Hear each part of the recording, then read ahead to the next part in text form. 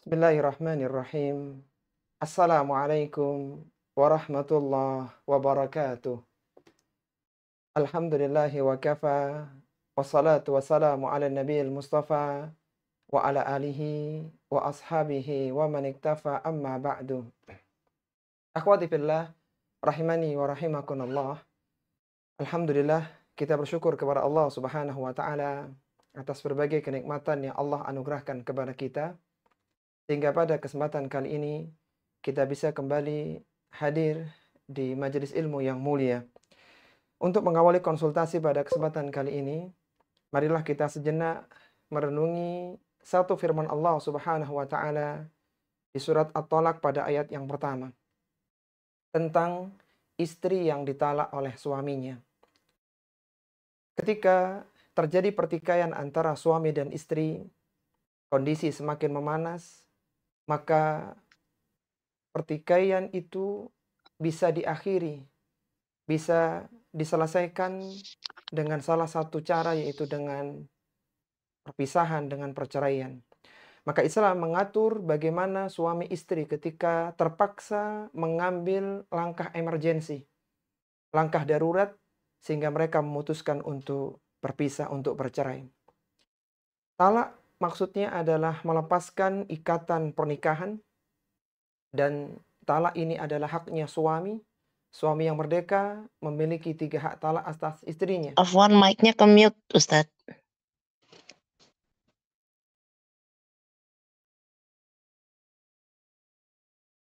Allah Subhanahu wa taala berfirman, A'udzu billahi minasyaitonir rajim. Ya ayuhan nabiyyu idza talaqtumun nisaa fatalliquhunna li'iddatihinna wa ahsul iddah. Kata Allah Subhanahu wa taala, wahai Nabi, apabila kalian hendak menceraikan istri-istri kalian, maka ceraikanlah mereka yang mana mereka bisa menghitung iddahnya.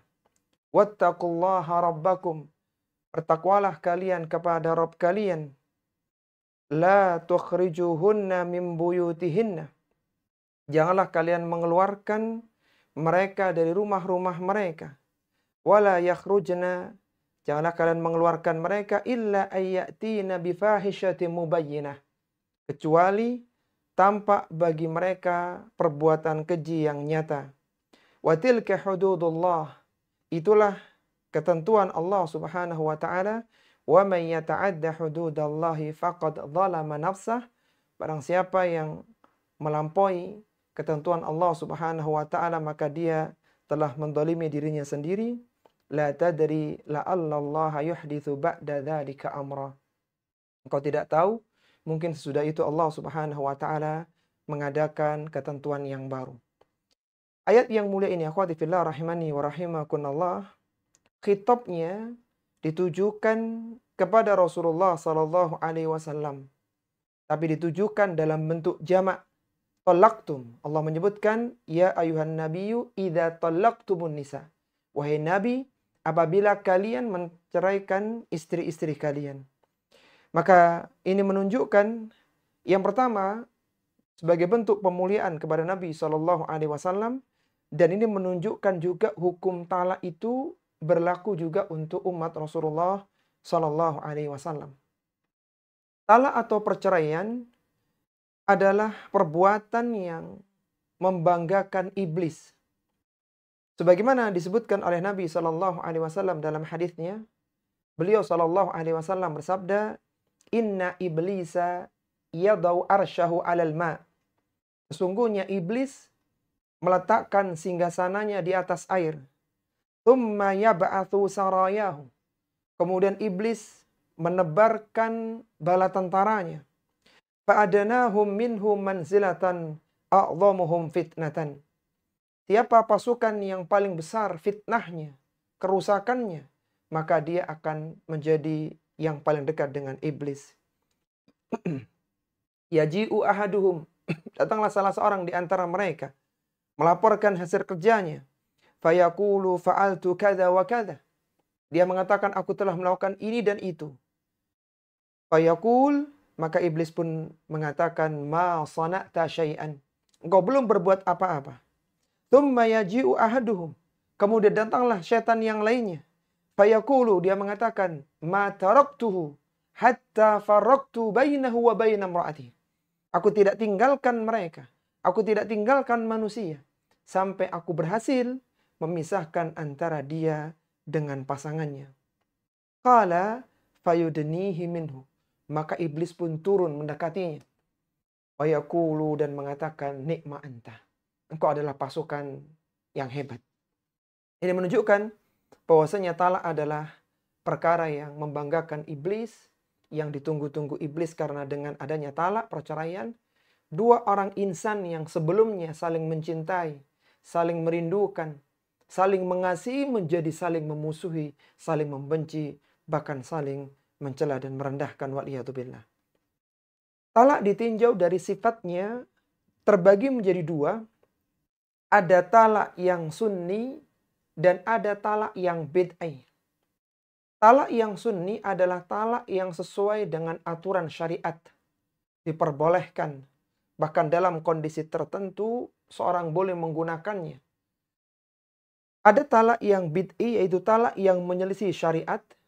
Suami yang menjatuhkan talak itu berdosa, tetapi talaknya tetap jatuh. Artinya tetap dianggap dia menceraikan istrinya. Talak yang sunni adalah talak yang diberikan, dijatuhkan oleh seorang suami kepada istrinya ketika istri itu suci dan belum digauli, atau ketika istrinya hamil. Inilah dua waktu yang boleh seorang suami menjatuhkan talak, yaitu ketika istrinya suci dari haid dan belum digauli, atau ketika istrinya sedang hamil.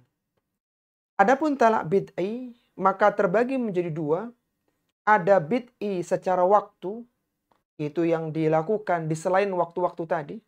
Misalnya ketika istrinya sedang haid, dijatuhkan talak, maka ini bid'i, suaminya berdosa. Atau misalnya ketika suci dari haid, kemudian digauli baru jatuhkan talak, maka ini pun bid'i. Suaminya berdosa meskipun talaknya jatuh. Bid'i secara waktu. Kemudian ada bid'i secara bilangan, yaitu suami yang menjatuhkan talak 3 sekaligus. Jadi suami misalnya marah kepada istrinya, dia mengatakan, aku mentalakmu, aku menceraikanmu. Keluar satu perkataan, kemudian keluar lagi sampai 3 kali. Maka ini adalah talak yang bid'i secara bilangan. Meskipun 3 kali pengucapan, tetapi tetap dianggap satu. Kalau talak yang bid'i tadi bukan talak 3, maka suami harus merujuk meskipun jatah talak suami sudah berkurang. Sebagaimana ketika Umar radhiyallahu ta'ala mengadukan kepada Rasulullah sallallahu alaihi wasallam tentang putranya yang menjatuhkan talak bukan di waktu yang tepat, maka Rasulullah sallallahu alaihi wasallam bersabda, "Murhu falyuraji'ha." Perintahkanlah dia untuk merujuk kembali istrinya.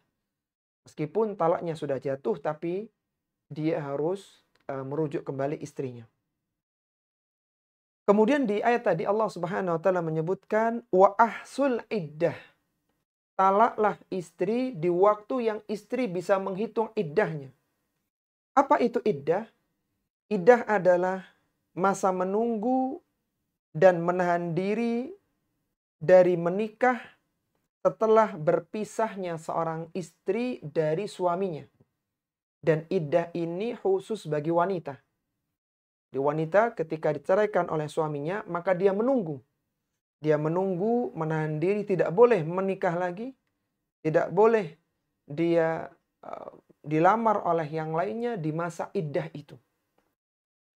Dan iddah ini ditentukan ya, kalau memang dia karena ditalak, maka iddahnya secara umum ada dua. Ada iddah dengan hitungan haid, hitungan quru, dengan 3 kali haid, dan iddah dengan hitungan bulan.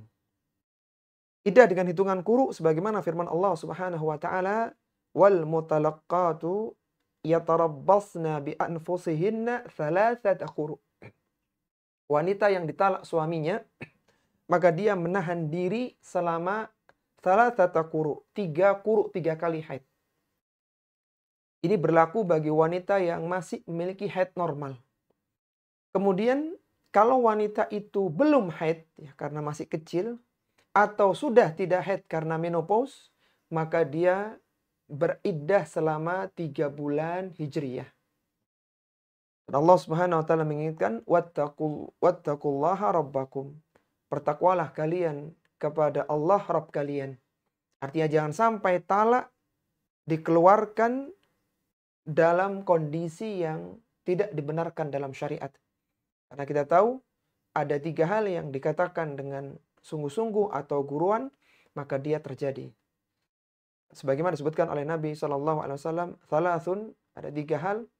Apabila dia dikatakan dengan gurauan atau sungguh-sungguh maka dia terjadi. Yang pertama an-nikah wa talaku wa raja'ah. Itu nikah, talak dan juga rujuk. Jadi jangan sampai seorang mempermainkan masalah talak ini, dia harus menjatuhkan, mengeluarkan ketika kondisi dibutuhkan dan di waktu yang tepat. Kemudian Allah Subhanahu wa taala berfirman di potongan ayat tadi, la tukhrijuhunna min buyutihinna wa la yakhrujna illa ayyatina bifahishatin mubayyinah. Janganlah kalian mengeluarkan istri kalian dari rumah-rumah kalian, janganlah mereka keluar ya dari rumahnya illa ayyatina bifahishatin mubayyinah. Kecuali istri tadi melakukan fahishatin mubayyinah. Kekejian yang nyata. Para ulama-ulama tafsir menyebutkan 4 tafsiran ya tentang istri yang ditalak suaminya kemudian melakukan fahisyah mubayyinah yang menjadikan dia dikeluarkan oleh suaminya dari rumahnya. Karena pada asalnya seorang yang dia ini ditalak oleh suaminya, dia masa iddahnya menunggu di rumah suaminya. Sampai habis masa iddahnya baru dia keluar dari rumahnya. Ada 4 tafsiran para ulama tentang bifahisyatin mubayyinah, perbuatan keji yang nyata. Yang pertama adalah yukhrijanna qablan qida'il muddah. Mereka keluar rumah sebelum masa iddahnya. Jadi istri yang seharusnya di rumah, dia keluar sebelum selesai masa iddahnya, maka ini adalah fahisyah. Ini adalah pendapatnya Abdullah bin Umar As-Suddi dan Muhammad bin Sa'ib. Kemudian tafsiran yang kedua, antabdua ala ahliha. Dia kembali ke rumah orang tuanya. Meskipun pada masa iddah, harusnya tidak boleh. Ini adalah pendapatnya Abdullah bin Abbas. Yang ketiga, annaha isabatul haddi, yaitu dia keluar karena mendapatkan had. Ya. Karena mendapatkan had. Ini pendapatnya Sa'id bin Musayyib. Dan yang keempat ada yang dimaksud dengan bifahisyatin mubayyinah yaitu az-zina, yaitu istri melakukan perzinaan, melakukan perselingkuhan wal iyadzubillah.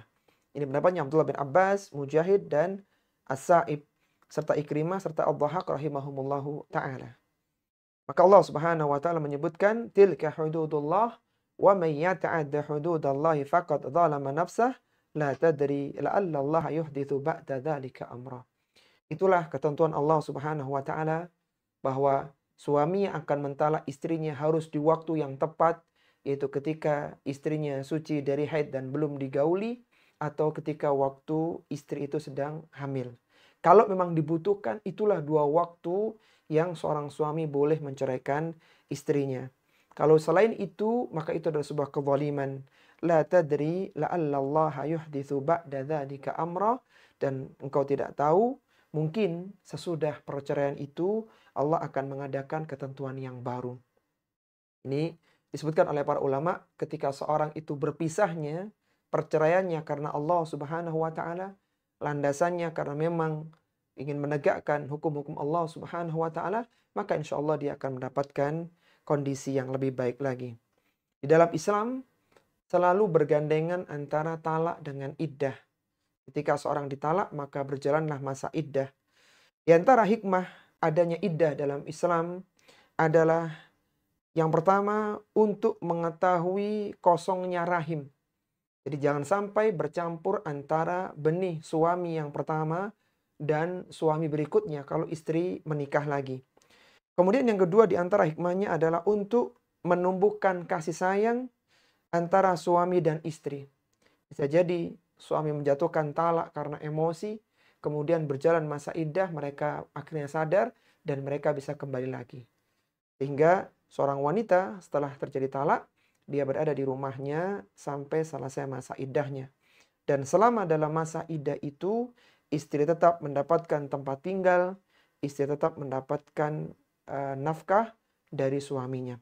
Sebagaimana Rasulullah Shallallahu Alaihi Wasallam bersabda, Innaman nafaqatu wasukna lil mar'ati idza kana li zawjiha 'alaiha raja'ah.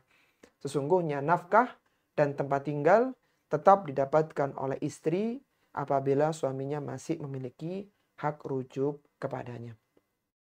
Ini para akhwat rahimani wa rahimakumullah, sebagai pembuka dari konsultasi pada kesempatan kali ini. Kita persilakan kepada yang ingin bertanya.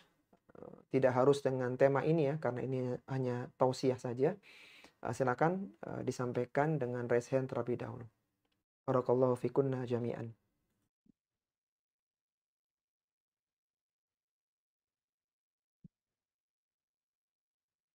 Bismillah. Assalamualaikum warahmatullahi wabarakatuh, Ustaz. Waalaikumsalam warahmatullahi wabarakatuh. Naam, silakan. Ummu Firly ya, dari mana ini? Dari Purwakarta. Naam, tafadhali, silakan. Gini Ustaz, seorang suami menjatuhkan talak sekaligus talak ketiga. Suami bilang dia itu menurunkan talak langsung talak 3. Kemudian setelah dia menurunkan talak itu melalui surat. Kalau dulu mungkin bukan mungkin ya, memang lewat kantor pos gitu ya. Karena keberadaan kami itu terpisah. Dari saya di Pulau Jawa dan suami itu di Pulau Sumatera. Nah, kemudian setelah menjatuhkan talak itu sudah selesai begitu saja, tidak diproses ke pengadilan. Kemudian sampai berlangsung sudah 15 tahun itu tidak diproses sama suami itu. Nah, kemudian istri mengajukan ke pengadilan agama untuk diproses untuk bisa diturunkan surat talaknya. Tetapi dari pengadilan itu menyatakan bahwa ini adalah saya yang sebagai istri mengajukan talak. Jadi jatuhnya itu hulu di pengadilan. Padahal pada awalnya suami yang menjatuhkan talak. Itu bagaimana Ustaz? Baik, Syukran, Masya Allah. jazakallah.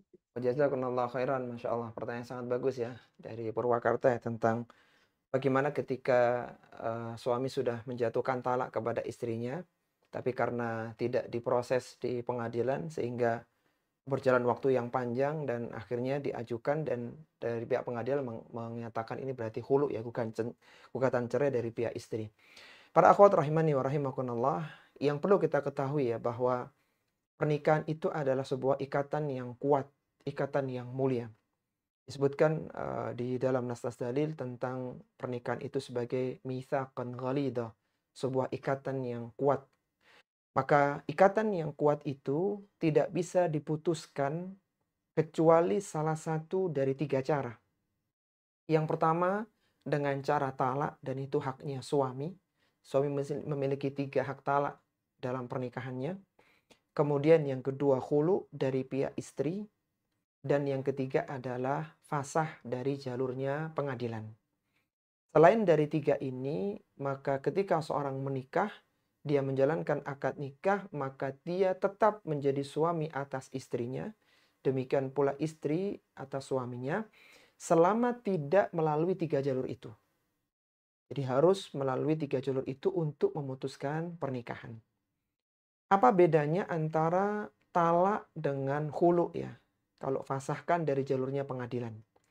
Bedanya adalah kalau talak itu dari suami, khulu dari istri. Kemudian perbedaan yang kedua, ketika talak, istri tidak perlu mengembalikan iwat. Iwat adalah sesuatu yang besarannya itu seperti besaran mahar. Jadi dikembalikan kepada suami, itu kalau jalur hulu. Sedangkan talak tidak. Nah, misalnya dulu seorang nikah dengan mahar 10 juta. Maka istri harus mengembalikan itu kepada suaminya, baik itu senilai 10 juta atau barang yang senilai itu, dan suami mengeluarkan sigot khulu, dikeluarkan, maka jatuhlah khulu. Perbedaan yang ketiga antara talak dengan khulu adalah kalau seorang suami yang mentalak istrinya, maka istri beriddah 3 kali haid atau 3 bulan hijriyah kalau dia tidak haid lagi. Sedangkan khulu istri cukup beriddah 1 kali haid saja. Dan ini berbeda ketika suami misalnya dia menjatuhkan talak 2 kali, misal saja, kemudian istri mengajukan khulu 1 kali, maka pengajuan khulu istri bukan dianggap talak yang ketiga. Sehingga tidak berlaku hukum-hukum talak 3 atau talak bain kubra. Taib, kembali lagi dalam pertanyaan, bagaimana kalau kejadiannya semacam tadi ya? Misalnya suami menjatuhkan talak, kemudian dibawa ke pengadilan, ternyata pengadilan menganggap ini hukumnya adalah khulu. Yang jelas bahwa supaya istri punya legalitas bahwa dia sudah berpisah dari suaminya, supaya bisa menikah lagi, maka hendaknya dia mengurus administrasi ke pengadilan agama. Dia punya nanti semacam sertifikat begitu bahwa dia sudah berpisah dari suami yang pertama. Ada surat talak, surat cerai begitu. Nah, kalau tidak tempuh seperti itu, maka dia tidak bisa nikah lagi secara resmi. Kalau memang dengan berbagai hal ya, ternyata dihukumi sebagai khulu, atau sebelum ke sana ya, kita coba koreksi tadi yang talak 3 sekaligus. Talak 3 sekaligus ini adalah talak yang bid'i ya, secara bilangan ya. Artinya suami tidak boleh menjatuhkan talak 3 sekaligus ya.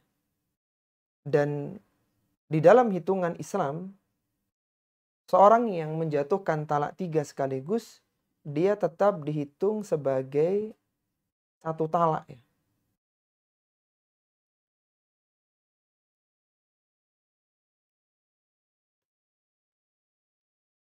Sebagaimana dikatakan oleh Abdullah bin Abbas radhiyallahu ta'ala anhuma dalam hadis Muslim, kanat talaqu ala ahdi Rasulillah sallallahu alaihi wasallam wa Abi Bakrin wa sanatai min khilafati Umar talaqu thalathi wahidatan.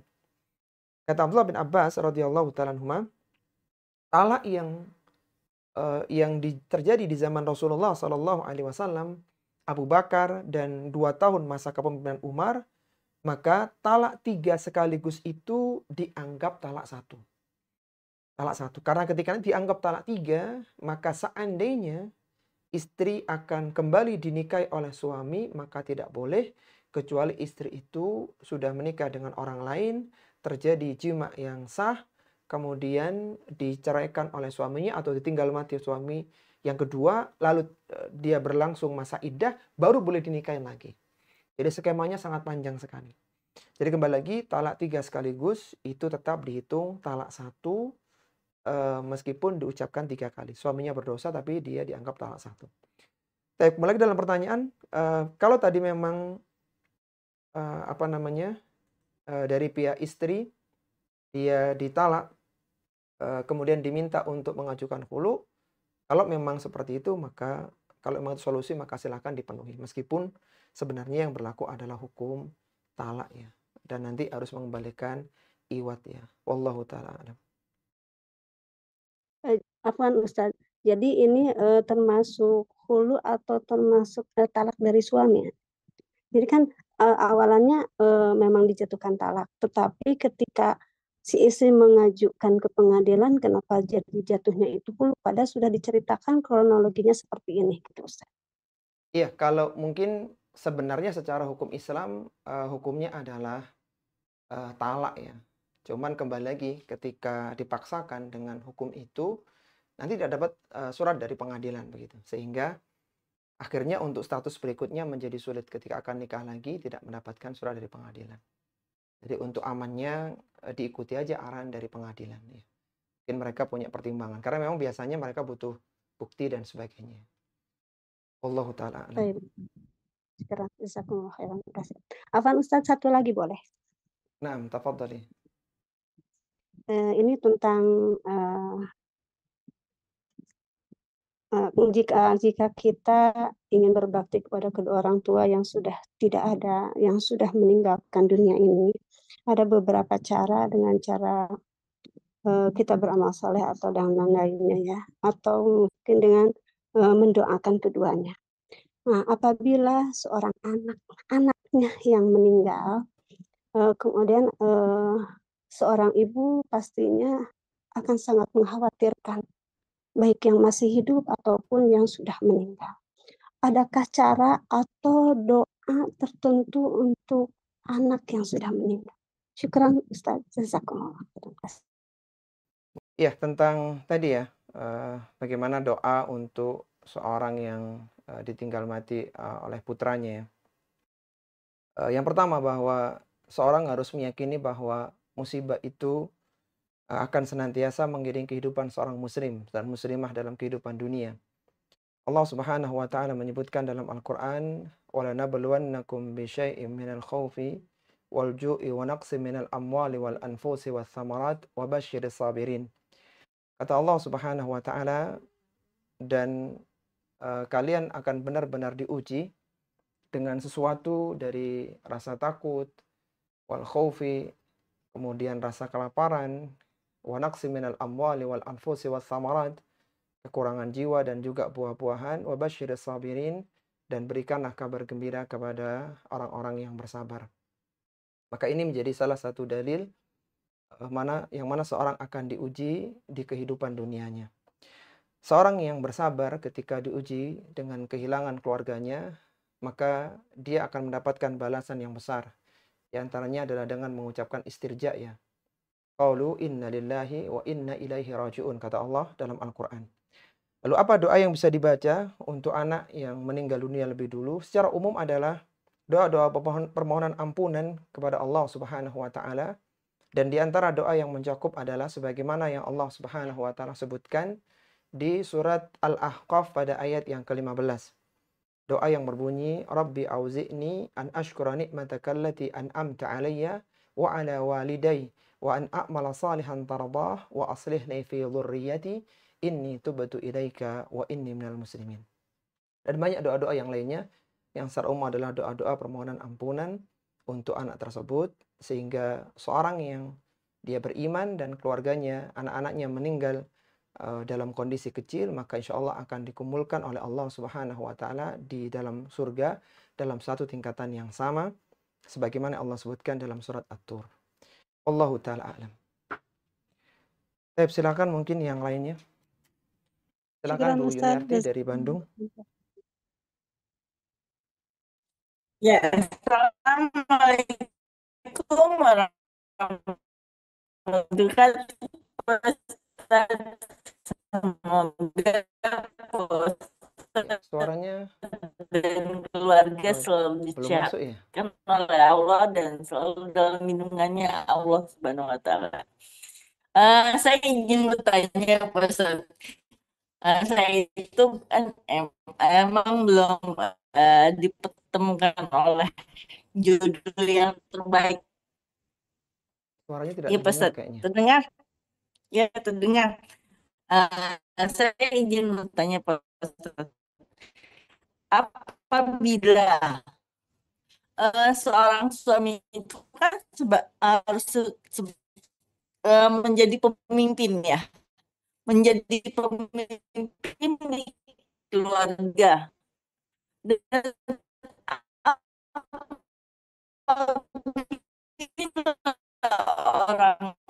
seorang pemimpin itu, dengar nggak suaranya? Yang lainnya Dengar terdengar suaranya? nggak suaranya, Bu Yuniarti? Tidak terdengar suaranya. Suaranya putus-putus.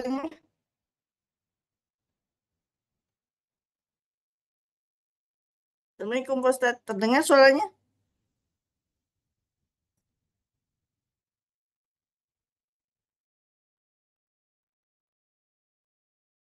Cek suara.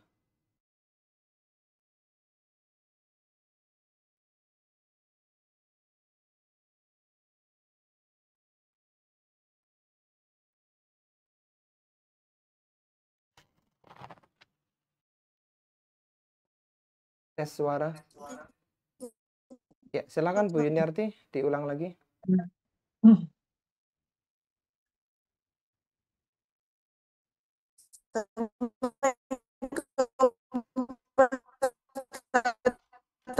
Dengar suaranya?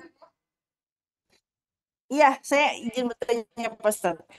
Apabila seorang suami itu eh, menta mentalak istrinya, tetapi mentalak suaminya, seorang istri mentalak suaminya. Tetapi kalau suaminya itu eh, sebagai pemimpinnya, pas kalau suami menjadi pemimpinnya harus si suaminya itu melarang itu kan wajib ya memakai menemukan seperti itu jejak konten. Iya, tentang tadi ya, Iya, suami yang mentalak istrinya tadi Bu Yuniarti ya? iya, ya Ustaz. Tentang hukum talak Bu Yuniarti? Iya, hukum talak Ustaz. Baik, akhwati fillah, rahimani wa rahimakumullah. Tentang hukum talak ya, secara umum masuk pada hukum talak yang secara umum di hukum fikih yang pembagian hukum fikih yang 4 itu ya.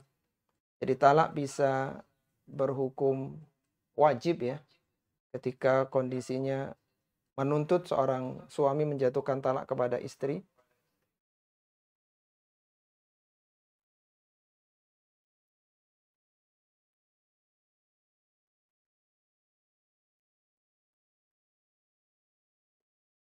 Misalnya ketika istri melakukan hal-hal yang melanggar syariat ya. Misalnya seorang istri melakukan perzinaan, melakukan dia meninggalkan sholat dan berbagai kewajiban-kewajiban agama yang lain, maka suami boleh menjatuhkan talak kepada istrinya. Tentunya setelah melakukan tahapan-tahapan peringatan yang lainnya. Kemudian talak juga bisa berhukum mustahab ketika istri melalaikan hak Allah Subhanahu wa taala dan dia tidak menjaga kehormatannya. Kemudian yang ketiga hukumnya mubah, misalnya yang bermasalah adalah akhlak atau perilaku dari istri yang sangat buruk dan sudah diperingatkan, maka ini bisa suami menjatuhkan talak dan hukumnya mubah. Tentunya kembali lagi setelah dilakukan nasihat ya, bahkan mungkin dengan adanya peringatan ya, bahkan mungkin di perpisah ranjang dan semisalnya, maka baru dijatuhkan talak. Yang keempat adalah talak yang makruh, yaitu talak yang dilakukan bukan karena ada kebutuhan. Ya, tidak ada apa-apa kemudian menjatuhkan talak kepada istri, maka ini makruh. Dan ada talak yang haram, yaitu talak yang dijatuhkan di selain waktu yang diperbolehkan dalam syariat tadi. Misalnya istrinya sedang haid ditalak, atau sudah suci dijimai, atau talak yang dijatuhkan 3 sekaligus dalam satu majelis ya. Maka ini talaknya haram. Jadi secara umum talak masuk pada hukum fikih yang 5 tergantung kondisi dari keluarga tersebut ya. Wallahu taala alam. Nah, Jazakallah Ustaz silakan Bu atas Dina jawabannya. Fitriana. Assalamualaikum warahmatullahi wabarakatuh.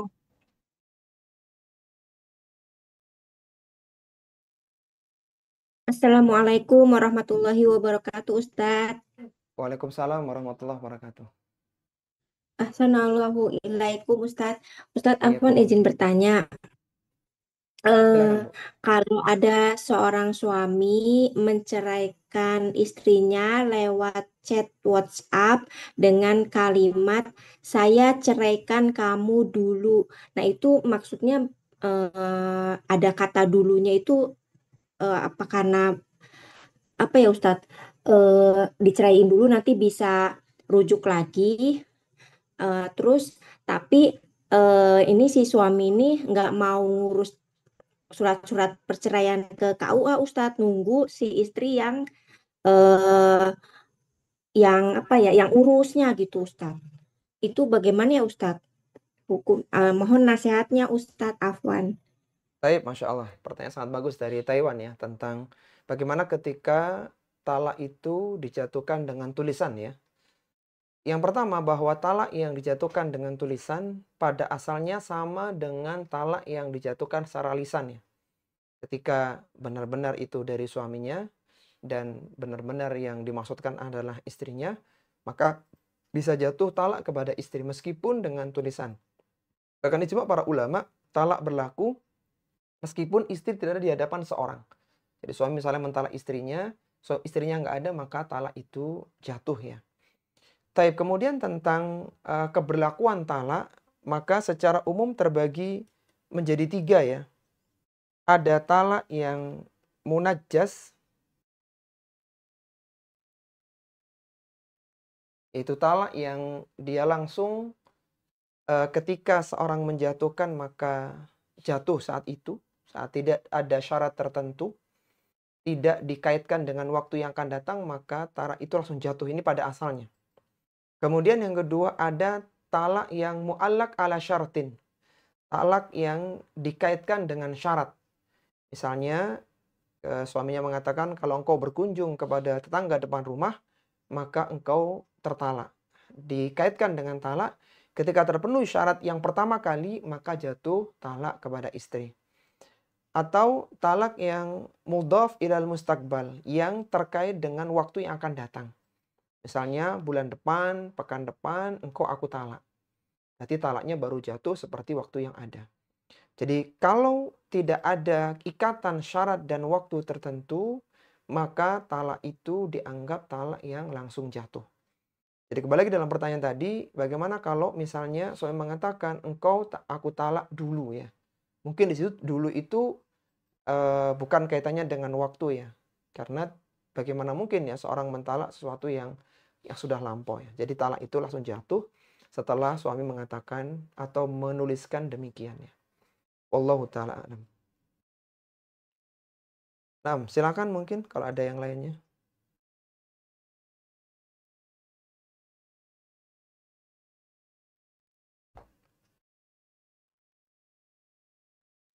Ustadz, Nah, afwan. silakan. Tapi si suami tuh nggak mau ngurus perceraiannya, Ustadz. Jadi nunggu si istri yang ngurus, Ustadz. Si Mengurus istri ke pengadilan nunggu ya, si Bu? istri nunggu. Iya, Ustadz. Itu bagaimana ya, Ustadz? Baik.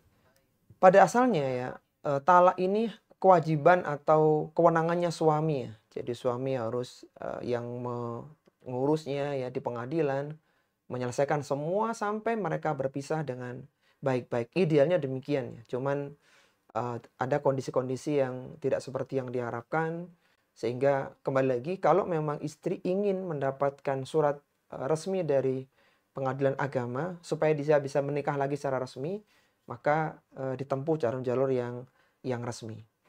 Jadi kembali lagi memang secara hukum pada asalnya ketika sudah dijatuhkan talak oleh suami, maka saat itulah jatuh talak dan berlaku hukum-hukum iddah ya.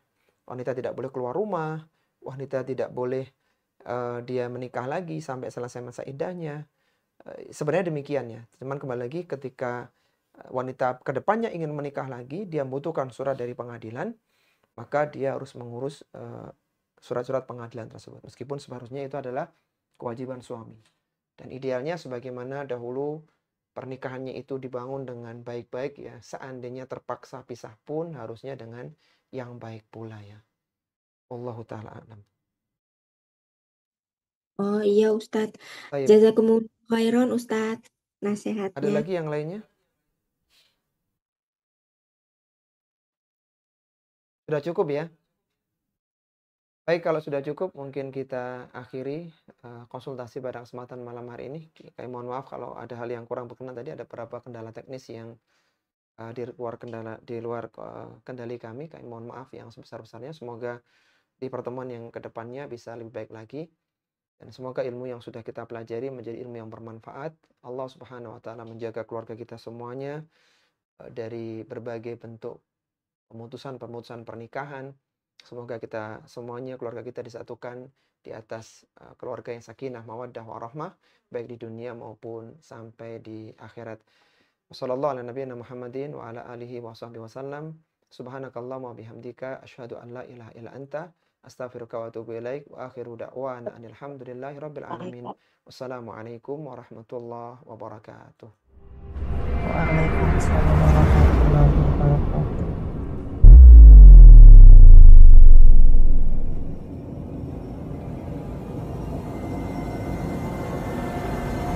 Waalaikumsalam warahmatullahi wabarakatuh.